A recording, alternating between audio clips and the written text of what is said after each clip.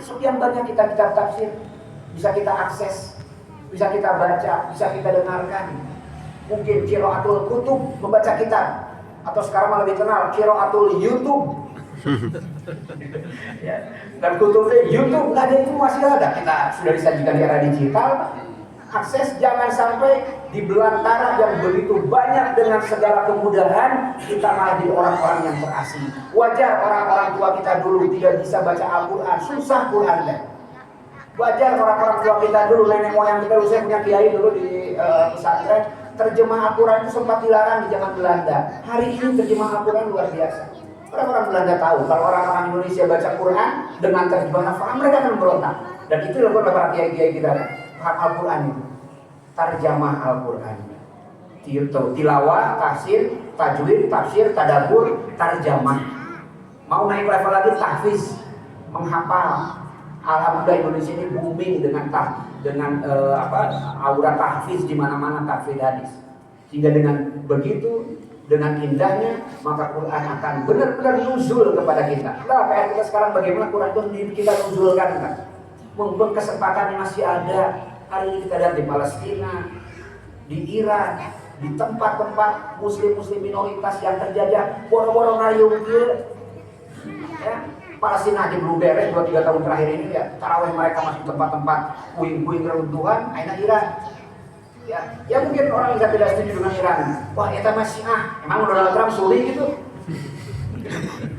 Ya, yang kita benci adalah kelakuan dua makhluk berperilaku binatang ini. Ya. Bagaimana mungkin kalaupun Iran bukan muslim di situ, pantaskah gitu nilai-nilai bond of peace gitu. Ya. Nilainya keadilan yang mereka teriakan itu dilakukan pada kita yang sedang melaksanakan ibadah saum. Dulu Saddam Hussein dieksekusi pada bulan Ramadan, pada bulan Kurban, bulan Zulhijjah. Sebuah pelecehan, sebuah penistaan.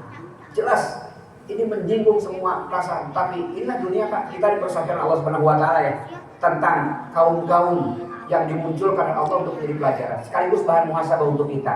Ketika Quran mengajak kita bersatu, kita melihat umat kita ini belum bersatu. Umat ini masih saling menyalahkan, umat ini masih saling membanggakan.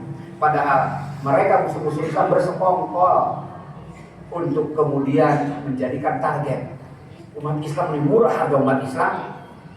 Ya, Palestina itu berapa korbannya? Anak-anak kecil, orang-orang yang tidak seharusnya masuk dalam list daftar perang. Apalagi di Iran, satu hari serangan itu 50 budak sekolah kumpul sebelum orang ini kan. Ya. Nilai-nilai yang mereka usung tentang kemanusiaan, keadilan, harmoni, perdamaian, kan mereka yang teriak. Bandingkan dengan apa yang Islam lakukan. Bandingkan dengan peradaban Islam, kita semakin kokoh, semakin yakin. Tak orang mau bawa senjata.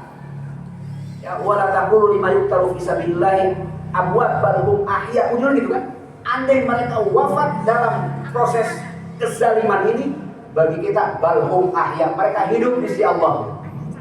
Ya, mereka hidup di sisi yang maha mulia.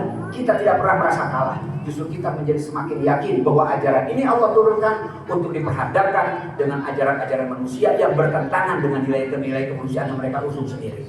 Semakin yakin, Pak, Ramadan ini mengantarkan kita semuanya pada keyakinan. Mudah-mudahannya Ramadan ini menjadi Ramadan yang indah, Pak. Lebih indah dari Ramadan yang dulu. Pilih teka halaman dari Ramadan 2026. Ramadan 2025 tahun yang lalu, apakah orang-orang Aceh, Tamiang, Sorong menyangka mereka akan jadi Ramadan terakhir Ramadan itu? Enggak. Cisarua kemarin 23 Januari 2026. Mungkin mereka masih berharap Ramadannya akan bersama-sama. Ya, bahkan kemarin Jenderal Tri Sutrisno almarhum, bagi mereka Ramadan lalu itu Ramadan terakhir. Mereka nggak pernah nyangka tentara marinir di belasan di Cisarua. Mungkin mereka menyangka Ramadan ini menjadi bagian Ramadan yang mereka harapkan, tapi ternyata Allah menentukan lain 2025 menjadi Ramadan yang terakhir. Allah Maha punya kesempatan. Dialah yang menetapkan waktu dan juga masa yang hadirkan kepada kita.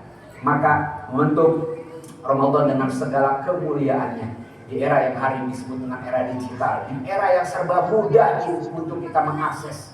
Jangan menjadi orang-orang yang tidak tahu apa-apa. Sekian banyak kamarana, masjid ayah, majelis banyak, tempat akses keilmuan banyak, wadah silaturahim banyak. di era seperti ini